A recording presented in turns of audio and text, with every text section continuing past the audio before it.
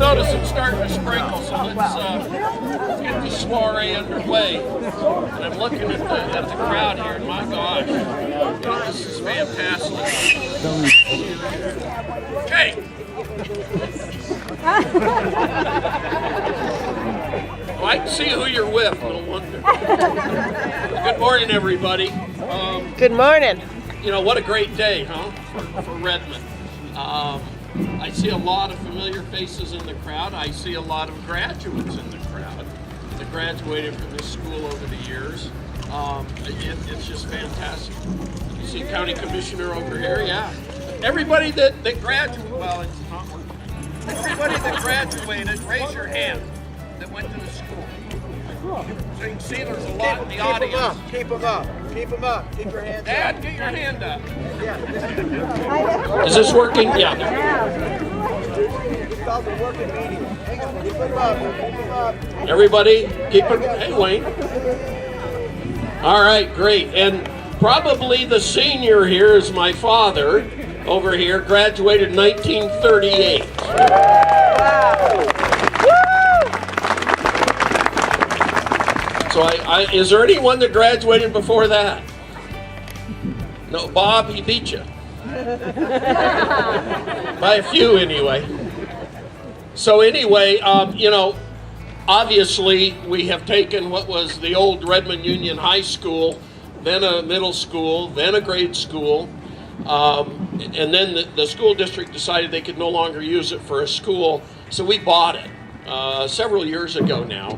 And then about 2 years ago, we started a refurbishment of the building. So what you see today is a culmination of that whole effort. And wait until you get to go inside. We are going to have tours afterwards for anyone that wants to come in and get a view of the building inside. So please, there will be guides from the Historic Landmarks Commission that'll take you around and show you the building.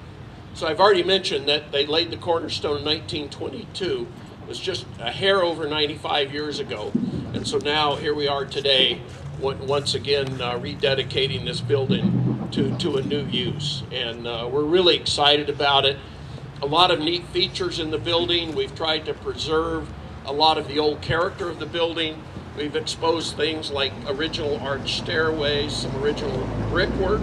If you look around, you'll see old chalkboards. Those are refurbished, but they're the original chalkboards that were in this building from way back. And a lot of the rooms will have a label outside that will tell you what that room originally was. And I don't know what they call it today, domestic arts or something, but like this was home ec at one time. So it's got a new name, but when I knew it was home economics. And so you'll see some labels on some of the rooms and the history of what they were. A couple of things I'd like you to pay attention to. This area right up here, the high windows, that's our civic rooms for use by the community for different community events. So if you have some, plus we have several conference rooms around the building. Remember, this is your building. This is a public building for public use. Yes, we run facilities out of there, but it is for the public to use. So if you have events and you want to use our building, you just let us know, because it's your building, not our building. All right, so having said that, let's see, I think I'm going to introduce our architect, Ian. Here he is. So he'll give you some notion of the finite and technical detail. So for the record, the finite and technical details were, I was told I was going to speak about them about 5 minutes ago, so I'll do my best. As architects, working on city hall buildings that process is especially near and dear to our hearts, because we see city halls as the place where citizens engage in the most direct form of democracy. This is the place where you get to participate with your government.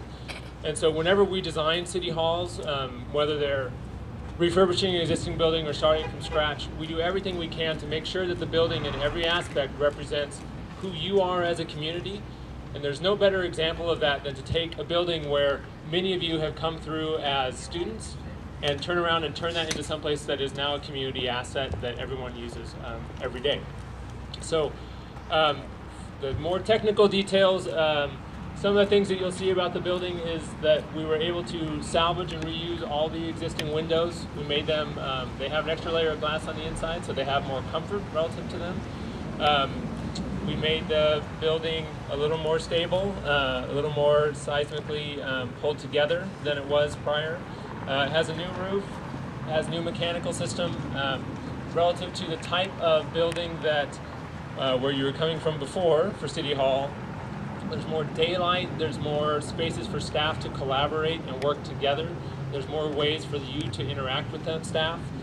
Better interactions between you and them at everything from engaging in council to paying your utility bill. There's all sorts of other ways that are easier and better for you to engage with the city. And with that, I'll leave it to the next person. Thank you. Well, thanks, and you can look at some of the shots up here on the boards to get some sense of where we are. And do we have a Skanska rep? Yeah. All right. And so these are the actual contractors that did the work, so these are the real heroes. Hi, I'm Chad Schlotman, was the project manager for Skanska. I just wanted to say thank you to the city of Redmond for giving us the opportunity to renovate a piece of its past as well as build a part of its future. As well as build part of its future. So really it was an amazing project, and we could have done it without the support that we had and the team effort from FFA, also the city, Brett Hudson, Jason Neff, and of course the Redmond community. I've actually personally been a part of all three of Redmond's high schools. I was part of Ridgeview High School, the construction of that one, and also the Redmond High remodel. And now I got to finish with the original Redmond High School. So it's an amazing project, and can't wait for everyone to get an opportunity to take a look at it and see what we've all put our work into. We need to get a picture of you posted in all three of the buildings.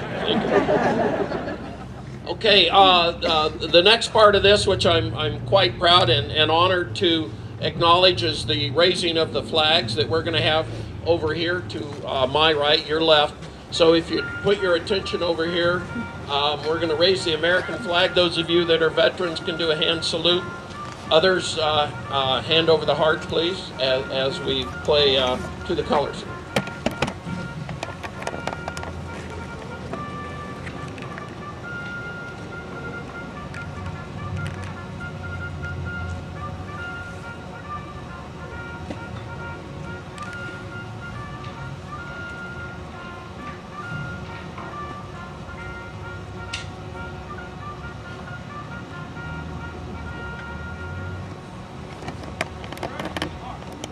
Okay, thank you very much. Now we're going to have, great. Now we're going to have a simultaneous raising of the city flag and the state flag.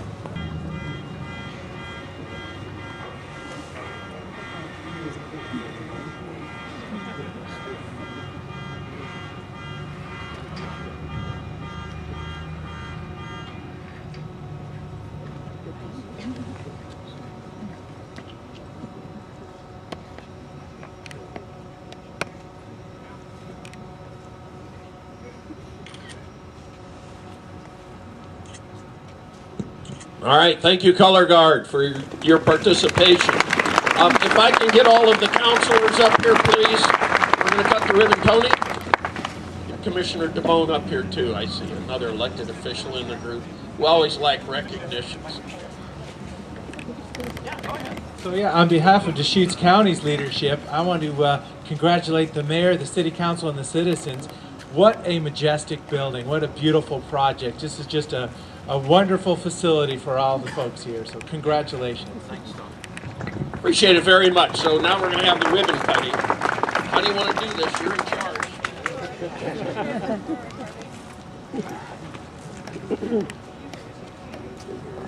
All right.